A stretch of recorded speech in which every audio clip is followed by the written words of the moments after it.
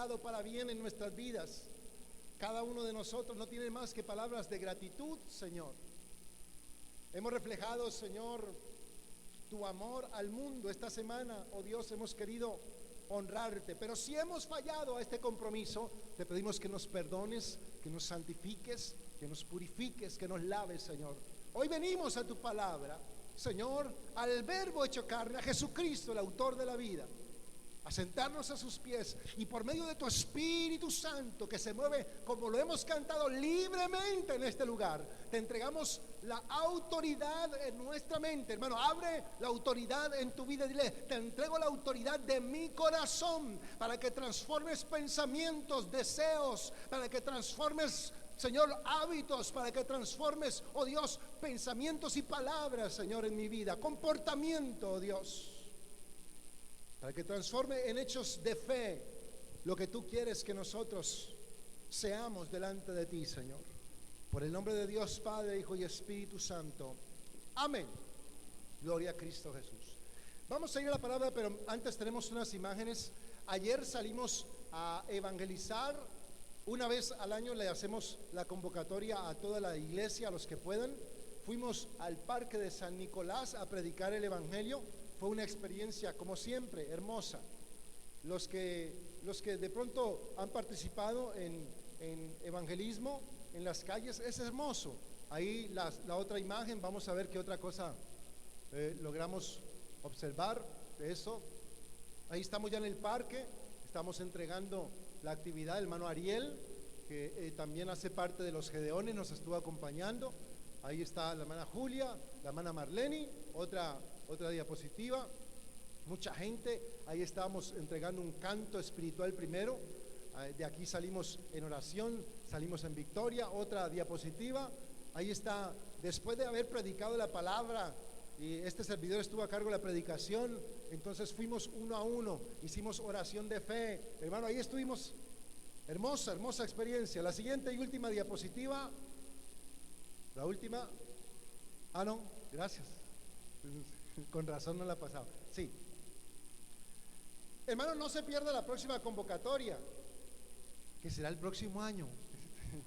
¿Qué podemos hacer? Entonces esté pendiente, porque una vez al año le decimos: hermanos, hay que salir a predicar, porque esta comisión es para todos nosotros, predicar el evangelio. Entonces les animamos a que cuando se haga la convocatoria participen activamente. Amén. Evangelio de Juan, capítulo 10, versículo 23.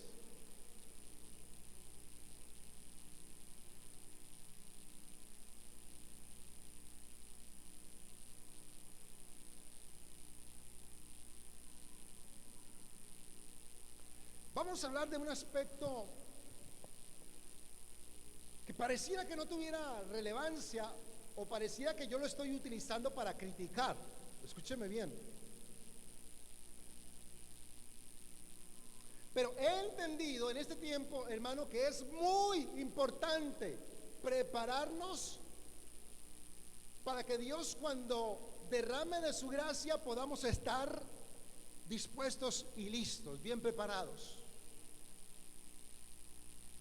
¿Qué le sucede a una persona cuando en una discusión digo de alto nivel, ¿no?, con argumentos en los que están enfrentadas dos opiniones de manera radical y están allí, una de las partes se queda sin argumentos o la otra parte tiene una preparación mejor en los argumentos? ¿Qué le pasa a la otra persona?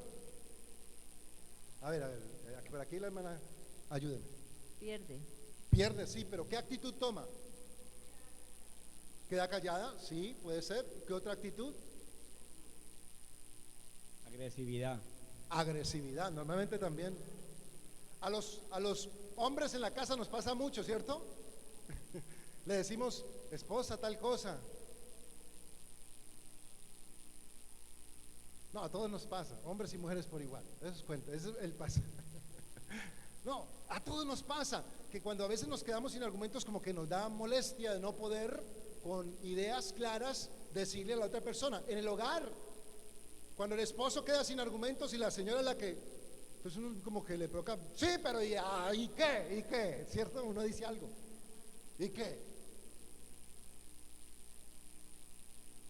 La iglesia en todo tiempo necesita tener preparación para lo que Dios nos está a punto de entregar.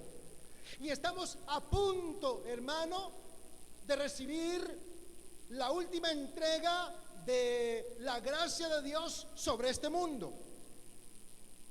Ahora, algunos interpretan por la palabra que no, que en este tiempo pues no va a haber avivamiento, que por el contrario va a haber persecución, y entonces los que son buenos cristianos tienen que probarse a sí mismos. Es un buen punto de vista, ¿no? No lo niego. Pero, amado hermano, escúcheme bien. ¿Para qué le sirve a Dios el don de sanidad en el cielo? Dígame, ¿para qué le sirve? Para nada, ¿cierto? ¿Qué hace el Señor con un don de lenguas en el cielo? Nada. Así que todo lo que Dios tiene preparado para este mundo tiene que ser entregado. Dios no hizo las cosas a medias para quedarse. Por eso estoy seguro, estoy convencido que en este tiempo está a punto de ser vaciado sobre la iglesia y sobre el mundo entero la gracia y los dones y el poder de Dios. Porque Él no se va a quedar con nada en el cielo, simplemente dice, bueno, bíblicamente hay un personaje sobre el cual yo reclamo ese poder y esa autoridad, porque este personaje quedó inconcluso. De los pocos personajes que dijeron, Señor, he acabado la carrera, he terminado, todo está listo, todo lo que me diste a hacer, lo hice. ¿Quién fue? Pablo dijo ya. Pero otros personajes no pudieron hacer lo que estaban llamados a hacer. Entre esos, Sansón. Sansón estaba llamado a libertar al pueblo y a ser el único ejemplo de un superpoder, por llamarlo de alguna manera, un poder sobrehumano. Era algo espectacular. Así que de hace muchos años atrás yo le vengo reclamando al Señor lo que en Sansón quedó inconcluso, yo lo quiero para mí. Reclame otra cosa porque eso ya tiene pedido, yo me lo estoy pidiendo. Pero para recibir todo lo que Dios tiene para nosotros en este tiempo, necesitamos estar preparados, con argumentos claros, con visión clara acerca de lo que la iglesia necesita hacer como pueblo de Dios. Así que voy a tocar algunos de los aspectos que no fueron claros en la iglesia inicial, porque eso fue lo que nació en Pentecostés, la iglesia, ir por todo el mundo. No sé ellos cómo pensaban un modelo de iglesia sin tener en cuenta que era por todo el mundo, pero bueno. Pero en Juan capítulo 10 versículo 23, un versículo que nos dice, y Jesús andaba ¿dónde? Por el pórtico de Salomón. Hechos capítulo 5 versículo 12, ahí un poquito más adelante, unas páginas. Hechos capítulo 5 versículo 12, vaya conmigo.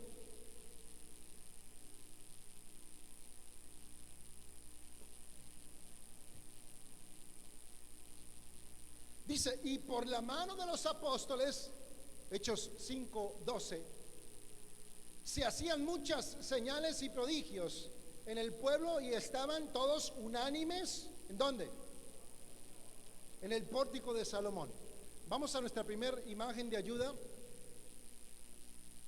Y quisiera primero que ustedes supieran qué es el pórtico de Salomón, ¿no? En donde Jesús estuvo andando. Vamos a la segunda imagen para enterarnos primero de qué era un pórtico. Interiormente, un pórtico es una fila de columnas y otra enfrente y algo techado. Eso es un pórtico. Estamos viendo la panorámica de uno de los pórticos del templo de Herodes, el que construyó Herodes en el tiempo de Jesús, por el cual el Señor Jesús anduvo. Y dice que por en medio de ese pórtico el Señor estuvo alguna vez. Claro, en otra oportunidad les he explicado que estos pórticos no tienen nada que ver con el templo. El templo original de Salomón era más o menos media cancha de fútbol, y el templo que Herodes construyó era casi 5 canchas de fútbol. Es decir, cosas que no eran realmente el templo. Usted no estaba en el templo realmente sino hasta que entraba por la puerta de la Hermosa, en donde se hizo una sanidad a través de la mano de Pedro. Pero el atrio de los gentiles, el atrio exterior, los pórticos, eso no eran templo, pero pues uno se sentía en el templo, ¿sí me entiende? Usted entraba y claro, pues ya se sentía dentro del templo, aunque bíblicamente eso no era templo, eso era un diseño romano, ¿sí me entiende? Bueno. Ahora sí vamos a la primera imagen, gracias. Eso era para entender que era un pórtico. Y el pórtico de Salomón es el óvalo rojo, ahí ustedes lo ven, ahí está. El óvalo rojo es el pórtico de Salomón, es decir, el pórtico iniciaba desde esta esquina y se iba sobre todo el lateral. Ese era el pórtico de que habla la palabra. Y por ahí estuvo el Señor. En el círculo verde es donde el Señor Jesús se indigna y toma unas cuerdas y saca a los vendedores. Los vendedores estaban en el templo, pero no era el templo. ¿Sí me entienden lo que estamos hablando, lo que estoy diciéndoles? En el diseño del templo de Salomón, aunque parecía ser el templo, eso no era templo. Pero el Señor Jesús se indignó de que el lugar que había sido dedicado para buscar de Dios se convirtiera en una venta y compra de cosas. Por eso, amado hermano, usted aquí no va a encontrar empanadas a la salida.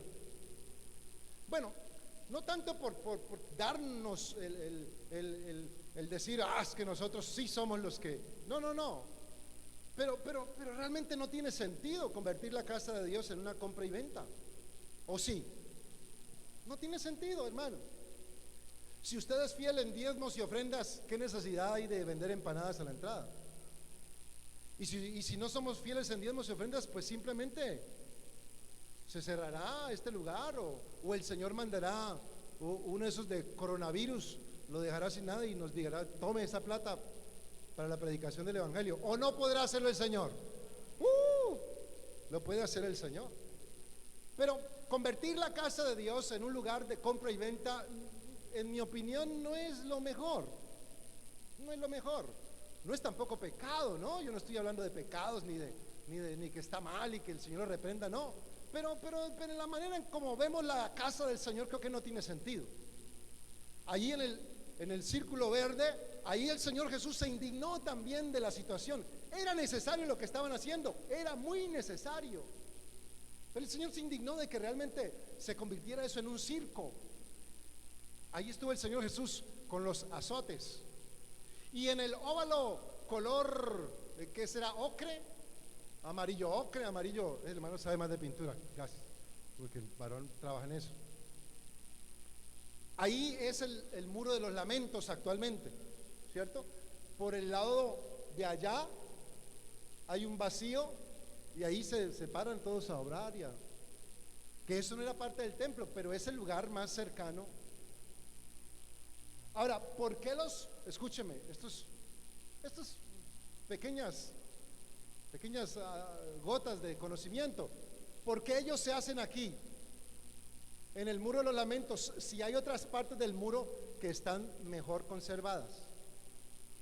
Se hacen allí porque es el lugar más cerca al altar que fue construido de Dios, al que no está construido, pero entonces ellos se hacen aquí porque está más cerca del lugar santísimo en donde estaba el arca del Señor, que en el tiempo del Señor Jesús ya no había ningún arca, es decir, era solo una pieza, era un arte decorativo, como todo lo que fue el tal llamado templo de Herodes. Amén. Ahí estamos entendiendo que era un pórtico. El Señor Jesús estuvo andando por allí porque pues por dónde más iba a andar, y la iglesia de Cristo, guiada de la mano de los apóstoles, tuvo como lugar de congregación el pórtico de Salomón. Y yo quisiera que comprendiéramos la importancia de administrativamente tomar decisiones correctas en la fe. Y usted debe tomar decisiones correctas en la fe. ¿Y por qué es importante? Mire, hermano, hay tres cosas que yo le aprendí al pastor Luis Urrego, que ha sido un maestro monumental para todos nosotros. Hay tres cosas que son importantes en la experiencia de servir a Dios. Uno, el llamamiento. Hermano, el llamamiento es importante. Lo que el Señor le coloca en el corazón a usted, procure hacerlo. Aunque le cueste un poco, no pierda esa bendición. Porque a veces arrancamos muy emotivos, pero se nos olvida qué fue lo que el Señor nos colocó en nuestro corazón. El llamado es vital, es importante, no lo perdamos de vista. El segundo aspecto que es importante es la visión. ¿Cómo vemos nosotros a ese Dios? ¿Cómo nos relacionamos con ese conocimiento? ¿Hacia dónde queremos ir? Por eso, hermanos, si usted va a otra congregación, por más sana doctrina que prediquemos, la manera en la que se vive la experiencia de iglesia es diferente. Es diferente. Visionar al Dios que queremos experimentar es muy importante. Llamamiento y visión. ¿Hacia dónde queremos llevar nuestra experiencia espiritual? ¿O hacia dónde quiero llevar yo este ministerio? Es lo mismo. Y el tercer aspecto que es importante para que nosotros tengamos un correcto desarrollo es la administración. Llamamiento, visión y administración. Hermano, esto es vital, vital. Y como iglesia de Cristo, hermano, yo veo que decidieron que la mejor manera de congregarse era ir al pórtico de Salomón. Y dice ahí en Hechos de los Apóstoles, capítulo 5, versículo 12, dice: y por la mano de los apóstoles se hacían muchas señales y prodigios en el pueblo, y estaban todos unánimes en el pórtico de Salomón. ¿Qué sentido tiene que estuvieran haciendo sus reuniones o tuvieran sus encuentros de hermandad en el pórtico de Salomón? A menos de que simplemente la foto de ese versículo fue tomada cuando ellos salían a compartir el evangelio. Bueno, eso tendría un poco más de sentido. Pero en otro pasaje dice que estaban unánimes cada día y se reunían en el pórtico de Salomón. Ahora, yo quiero ser un poquito agudo en mis comentarios y les pregunto: ¿será que esta iglesia primitiva, como es conocida, no tenía cómo pagar un arriendo? Escucho opiniones. ¿Ustedes qué opinan? A ver, la hermana está que se habla. A ver. Tenían la fe puesta en Dios. Tenían la fe puesta en Dios, pero digo, ¿tenían recursos financieros? ¿Por qué? Porque los que me están diciendo que sí, ¿por qué? A ver, ¿quién me quiere ayudar? Ahí, la hermana Julia. Recordemos que más adelante, para poder expandir el evangelio, la congregación vendía sus viviendas, sus bienes para entregarlos a la iglesia. Mire, hermano, muchas gracias, hermana Julia.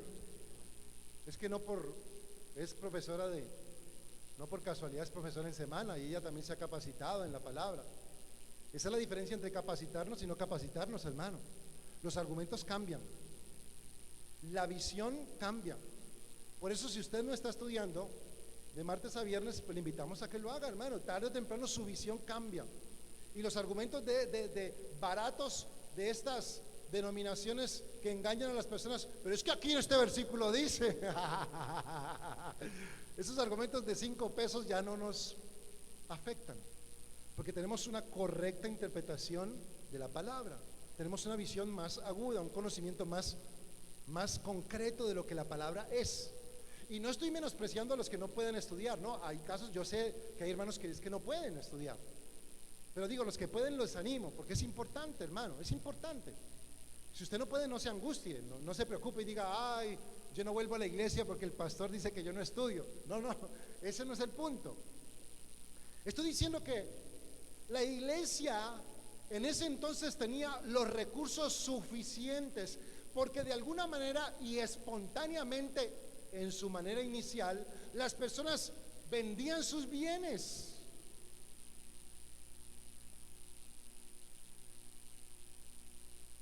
Con 4 hermanitos que vendieran aquí sus bienes, uno puede pagar un arriendo más o menos, ¿sí o no, hermano? O comprar un lote a las afueras, ¿sí o no, hermano? ¿Por qué no lo hicieron? Bueno, en parte porque tenían una interpretación de que el Señor venía ya, y que eso, ¿qué cuento de? Por eso cuando el Señor está ascendiendo al cielo, le dice, todos dicen, Señor, ¿vas a restaurar el reino ahorita pronto? Es decir, vas a venir y vas a gobernar desde la tierra y vamos a estar contigo gobernando. Y el Señor les dice, siguen con lo mismo. Dicen, no les toca a ustedes saber, ese tema no es. No, Él no les dijo que les importa, pero algo así, les dijo, vea, a ustedes no les compete eso. Dejen de estar preguntando lo mismo. Ocúpense de lo que yo les dije, ir por todo el mundo y predicar el evangelio. Ocúpense de eso. ¿Cómo lo van a hacer? Y aún teniendo los recursos para ir y predicar, y aún teniendo los recursos para ir y comprar una edificación y edificar una congregación, no lo hicieron. Y se reunían en el templo de Herodes. Ahora, ¿eso qué importancia tiene? Mucha. Porque incluso hoy, los que tratan de judaizar el conocimiento de Cristo, los que dicen que volvamos a la raíz hebrea, que volvamos a las costumbres, a los ritos, a guardar fiestas y días, los que dicen esto, toman incluso este aspecto para decir que los primeros creyentes se reunían en el templo. Mire hasta dónde va el veneno de la mala administración del pueblo de Dios, de la falta de nosotros tener una visión clara de lo que Dios es para nosotros y de creerle a Dios, hermano, porque parte de que nosotros vamos perdiendo ese fuego en nuestro corazón es porque empezamos a dejar de creer que Dios sí lo puede hacer a través de nosotros.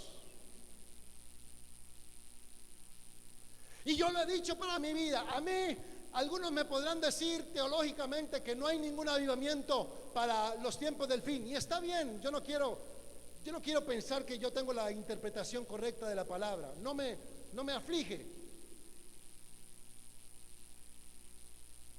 Pero para el que cree, está bien. Digamos que teológicamente me ganarían. Porque sí. Yo estoy mirando equivocadamente la escritura, pero yo creo. Ustedes tienen un pastor que cree que va a venir un avivamiento sobre esta casa. Ustedes tienen un varón aquí en este lugar que cree al Señor. Y eso es más que importante, más que una versión teológica, o más que lo que nos puedan asegurar, o más que de pronto tengan razón los otros y nosotros estemos equivocados. El avivamiento en esta ciudad, en esta nación, va a empezar por Cali. Y si empieza por Cali, nosotros también vamos a estar en primera fila, hermano. Por aquí también va a empezar entonces. Pero necesitamos creer a la visión de lo que Dios nos da. Arrancamos con tanta emoción y nos vamos desgastando porque empezamos a dejar de comprender que sí es posible, que nosotros sí somos los llamados, y nuestra visión se desvía. ¿Tenían cómo ir a predicar el evangelio? Sí. Que Pedro abusó de su administración y Ananías y Zafira murieron en un momento, sí, fue demasiado severo. Y no fue explícitamente la voluntad de Dios, fue la administración de Pedro. Fue demasiado severo. Él también había sido perdonado. Él también se había equivocado. ¿Por qué no dio misericordia a Ananías y Zafira? Fue demasiado severo, aunque tenía toda la razón. Administración. Entonces, ¿cómo yo puedo estar diciendo que Pedro se equivocó? Sí. Los siervos y siervas se equivocaron en su administración. Por eso estoy diciendo, no que la palabra esté equivocada. Escúcheme bien, hermano, lo que estamos hablando. No salga de este lugar diciendo que la palabra está equivocada.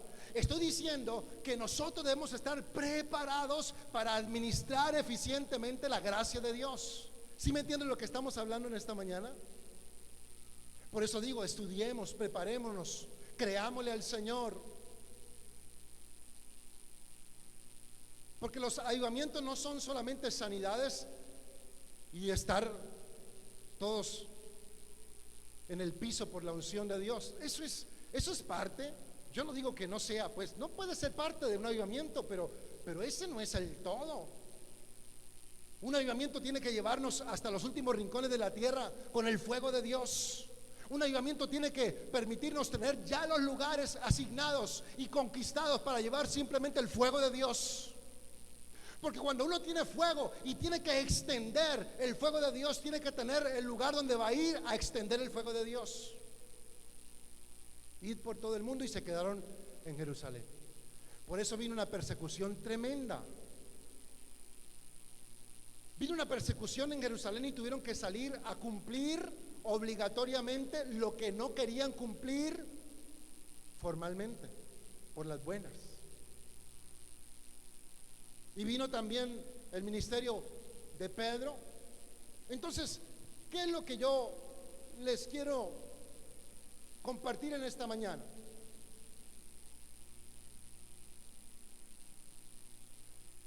Si ir a predicar el evangelio por todo el mundo era su comisión,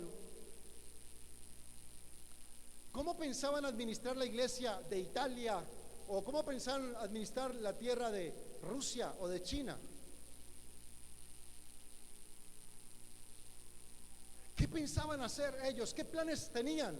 Al parecer no tenían ningún plan específico, sino todo se lo dejaban a la mano de Dios.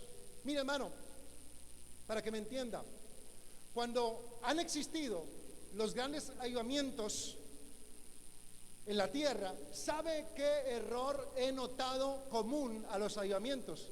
Que el que predica dice: yo no llevo nada preparado, que el Señor haga lo que le parezca. Y aunque es un buen principio, jamás el Señor nos dice que no estemos preparados. Vaya preparado con una predicación y empiece: hermanos, vamos a abrir la palabra, y si el Espíritu de Dios toma el control, que lo tome. Pero el confesar que no preparan ningún pasaje de la Biblia es una señal de que no han entendido el llamamiento, la visión y la administración en la iglesia del Señor.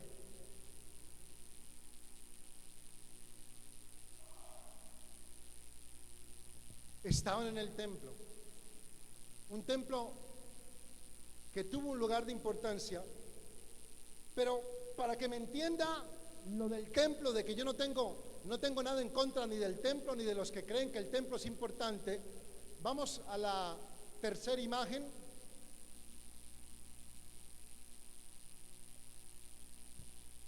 Porque en la primera carta a los Corintios nos dice: ¿no sabéis que sois templo de Dios y que el Espíritu de Dios mora en vosotros? Y quiero para ello ratificar lo que en otra ocasión les he ilustrado. El templo que conoció el Señor Jesús jamás fue confirmado por Dios en su manifestación. Me explico. En el desierto estuvo el tabernáculo. Ahí está. ¿Aquí no se ve? Bueno, el tabernáculo. Y en Éxodo capítulo 40, versículo 34, ¿qué nos dice la escritura? Éxodo 40, 34. Alguien, una Biblia rápida. Éxodo 40, 34. Vamos a ver una Biblia por acá, una Biblia veloz. Éxodo 40, 34. La más veloz va a ser Leslie. Éxodo 40, 34. La hermana Julia, la veo lista. Entonces una nube cubrió el tabernáculo de reunión y la gloria de Jehová llenó el tabernáculo. Amén. Muchas gracias. Volvemos a la imagen. En el tabernáculo, que algunos dicen que eso no fue templo, pues Dios dijo que sí. Dios dijo que ahí estaba su presencia. Después vino el templo que construyó Salomón. Y en el primer libro de Reyes, capítulo 8, versículo 10, ¿qué nos dice la escritura? Primer libro de Reyes 8:10, una Biblia rápida. Primer libro de Reyes, capítulo 8, versículo 10. Dice: y cuando los sacerdotes salieron del santuario, la nube llenó la casa de Jehová. Volvemos a nuestra imagen de apoyo. Es decir, que tanto en el tabernáculo del desierto como en el templo de Salomón, el Señor confirmó su presencia. Y de ahí en adelante no confirmó absolutamente nada. Y mucho menos el templo que construyó Herodes, el cual conoció al Señor Jesús. Ahora que entonces el diablo estaba ahí metido, pues hermano, Dios conoce el corazón y Dios recibe la adoración y Él a sus hijos los pastorea. Pero hay que estudiar la palabra de cómo los sumos sacerdotes eran nombrados por Roma, no eran nombrados y podían ser incluso de otra tribu, no tan cercana. Por eso los sumos sacerdotes Anás y Caifás tenían miedo de lo que dijera Pilato, y por eso llevaron a Pilato a ellos, porque ellos eran nombrados por Roma. Lo he explicado en otra ocasión, los sacrificios eran una venta, un negocio redondo. Si usted llevaba su ofrenda, su animalito, le decían: no, ese tiene la pezuña mala, usted le tocaba devolverse. Y para evitarse todo ese problema, le tenían tenían sus propios contratistas y ellos le tenían el animal y ya estaba certificado por los sacerdotes. Negocio. Por eso el Señor Jesús se indignó. Era un circo lo que estaba montado. Pero en la iglesia, en Pentecostés, sucedió algo, que el Señor, al confirmar la iglesia, vino con su Santo Espíritu y llenó con fuego y poder a la iglesia, y hablaron en otros idiomas y predicaron y se convirtieron. Y desde entonces el verdadero templo somos nosotros. Es usted y soy yo. Después del templo de Salomón no hubo un tercer templo. Y escúcheme bien, los judíos están esperando un tercer templo que va a ser llenado por la presencia no de Dios, del anticristo. Y ellos van a creer que es el Mesías, porque ellos, el Mesías, no creen que es Dios. El Mesías creen que es un líder espiritual, pero no es Dios. Un líder como David, pero no Dios. Nosotros creemos que el Mesías es Dios. Parecido, pero muy diferente. Los judíos están esperando un tercer templo. Por eso, hermano, usted y yo debemos tener cuidado. Por eso les he predicado con respecto al arrebatamiento. ¿Lo recuerdan? ¿Cuántos recuerdan el arrebatamiento, la predicación? 1, 2, bueno. Porque el que cree en el templo, el que es judaizante, el que está escuchando a los judíos hablar de sus ritos y sus ceremonias, aquellos judíos que se han convertido al cristianismo y que hoy nos están como llevando a las raíces de nuestra fe, ellos no creen en el arrebatamiento. Ellos creen es en el templo que va a venir el Señor a reinar. Y todo lo que se refiere a la venida del Señor lo identifican como la venida del Mesías a gobernar en la tierra. Pero arrebatamiento ellos no lo tienen. Tenga cuidado. A mí me parece que hay mucha diferencia allí. Pero para que me entienda también, yo quisiera que usted viera lo que estoy diciendo. No es porque yo me lo invente, ni porque me parezca, sino porque he meditado en la palabra. Mire lo que dice Ezequiel. La gloria de Dios abandona el templo. Y ese templo del que habla es el templo de Salomón, que todavía estaba en pie. Y la gloria de Dios desde el tiempo de Ezequiel abandonó el templo. Y hasta la fecha el Señor no ha retornado a ningún templo, solo a nuestra vida, que es templo del Espíritu Santo. ¿Sí me entiende? Que el tercer templo, que cuando se construya el templo en Jerusalén, que vamos a ir al templo, ¿a qué vamos a ir? ¿A qué vamos a ir? Ezequiel, en el capítulo número 10, versículo 1 al 3. Ezequiel 10, del 1 al 3.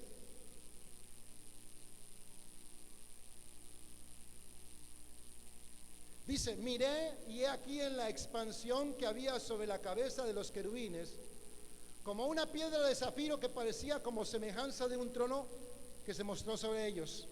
Y habló el varón vestido de lino y le dijo: entra en medio de las ruedas, debajo de los querubines, y llena tus manos de carbones encendidos de entre los querubines, y espárcelos sobre la ciudad.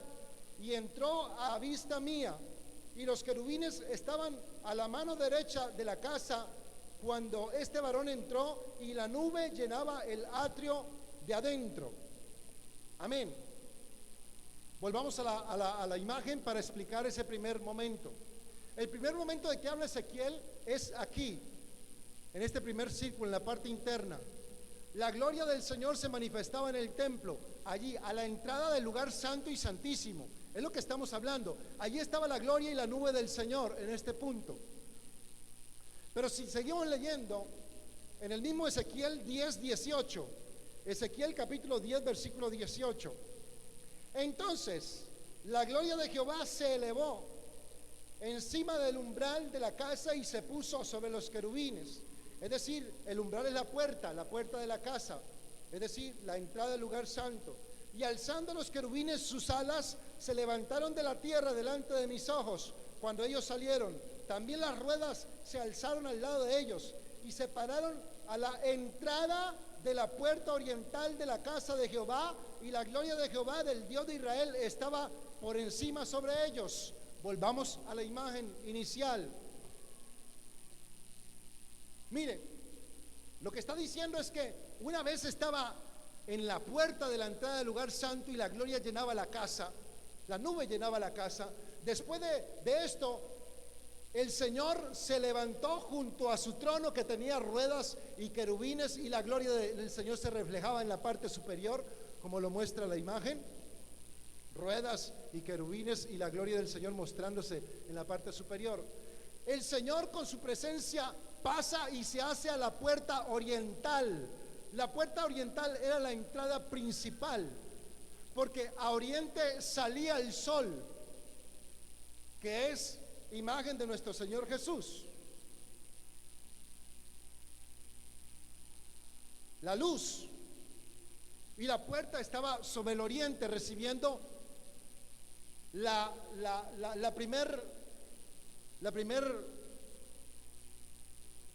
primer destello de luz. Gracias.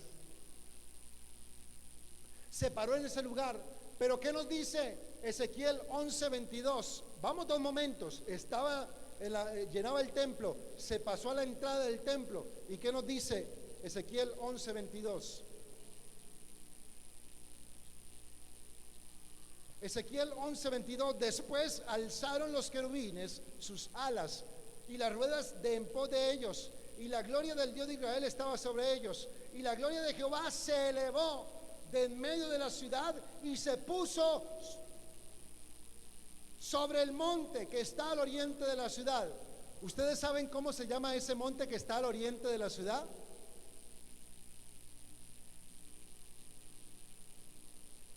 Los sábados también hay seminario de 10 a 12 de la mañana, por si no pueden semana.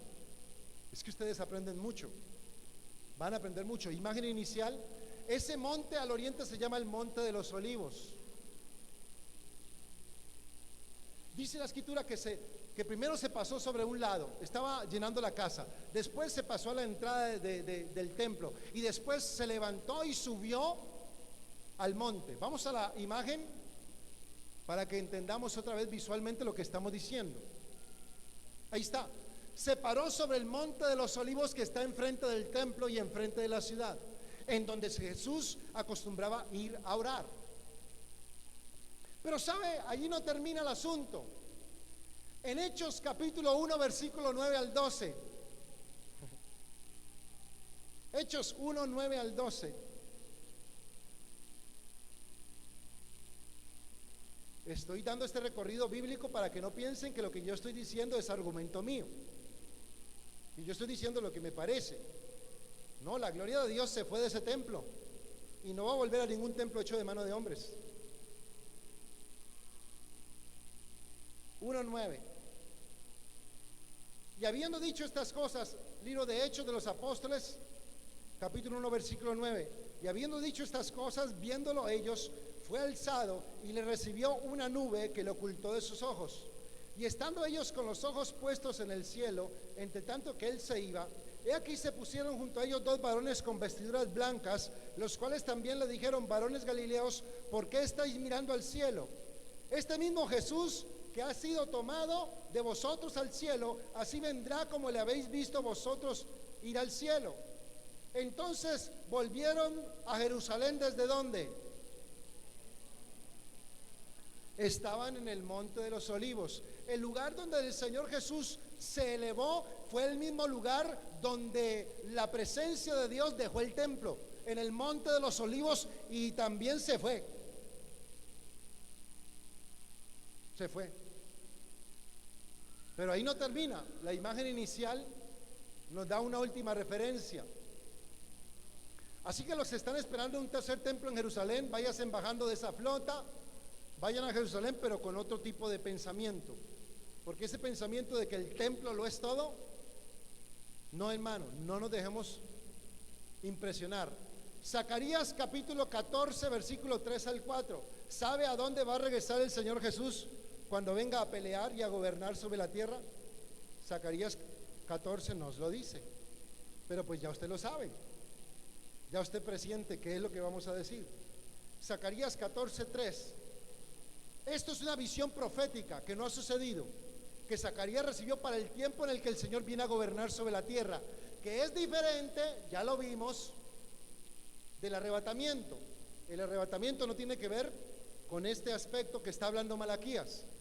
El arrebatamiento es una cosa y la venida del Señor a gobernar en la tierra es otro evento. Eso fue parte de otra predicación, no me puede detener. Zacarías 14:3. Después saldrá Jehová y peleará con aquellas naciones.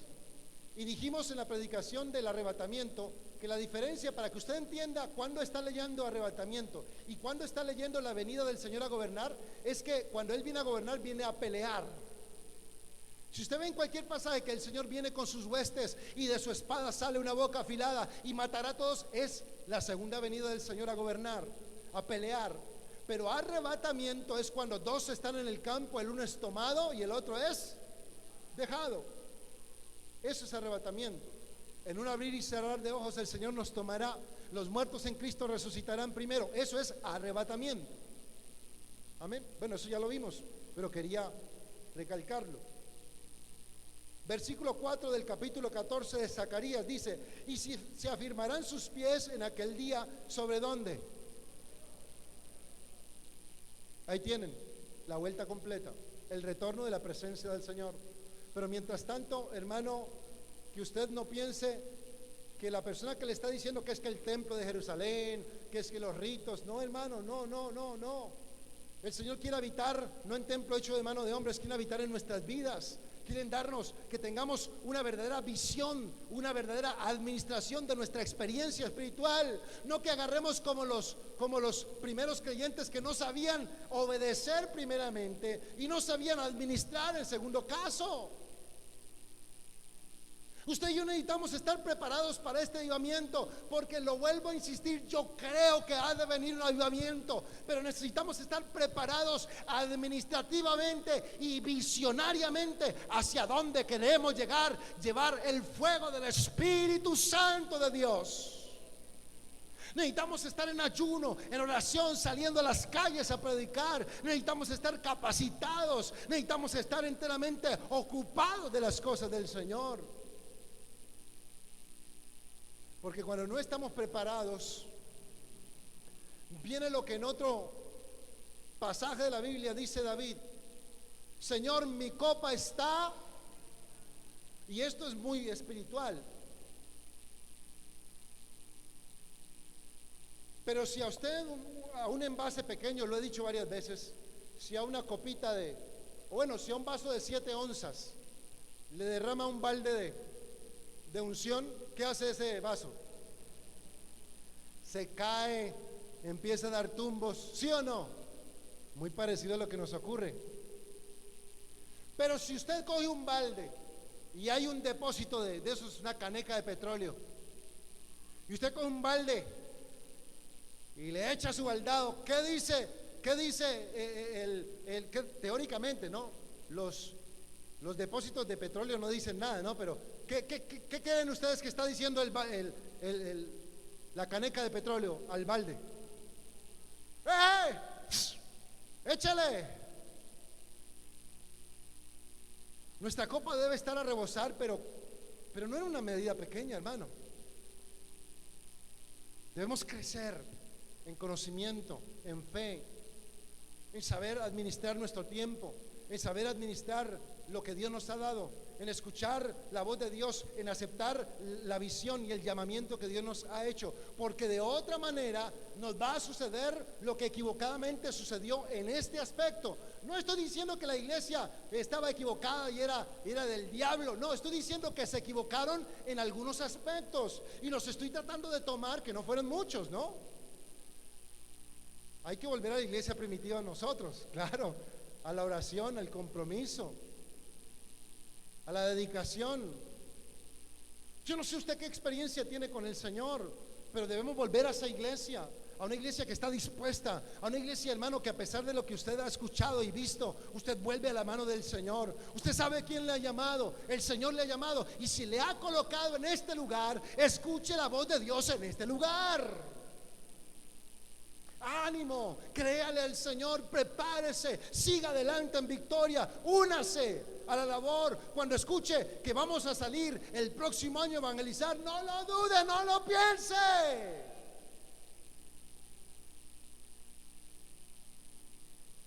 Porque necesitamos tener una caneca de petróleo lista para el Señor, diciendo: Señor, ¿cuándo empieza a derramar su gloria? Estamos preparándonos, estamos avanzando. Y creo que ya no hay más diapositivas, mi querida Leslie. Vamos a ver si no hay. Sí, la administración en la iglesia. Solo leamos uno a la primera carta de Pedro 4:10.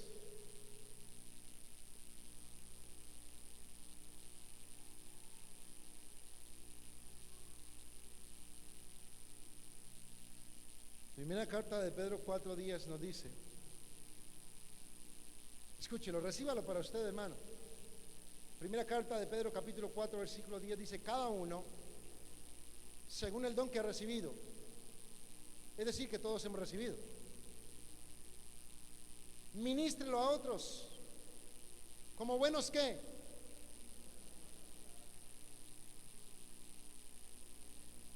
¿Sabe qué quiere decir administrar?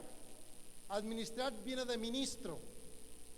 ¿Y usted sabe qué quiere decir ministro? Alguien que me ayude, vea.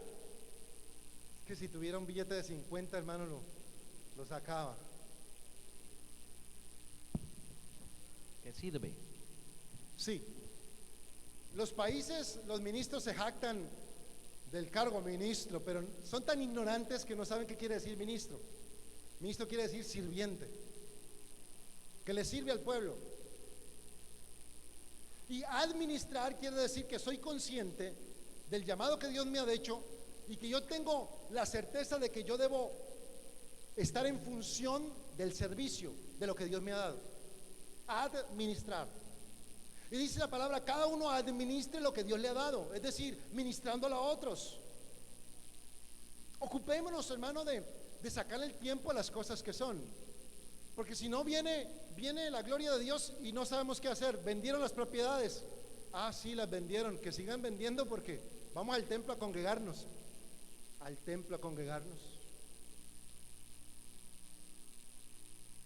Debieron haber dicho: bueno, ¿qué fue lo que nos dijo el Señor? Ir por todo el mundo. Bueno, ¿quiénes se van para China? No, pues que no sabemos hablar chino. ¿Quiénes se van para China? Vea, ya hay plata. Pues el que vendió la casa, que se vaya para China. Sí, porque ya no tiene dónde vivir. No sé, algo así, hermano, algo así. Pero se quedaron en Jerusalén se gastaron el dinero y después tenían que mandarle ofrendas a Jerusalén. ¿Qué tipo de administración es esa? ¿Qué tipo de fe es la que nos puede a nosotros cohibir y desafortunadamente frenar en el propósito de Dios? Necesitamos prepararnos. Y todo lo que hemos dicho en esta mañana, en el nombre de Cristo Jesús. Amén, amén, amén, amén y amén. Le quiero ratificar.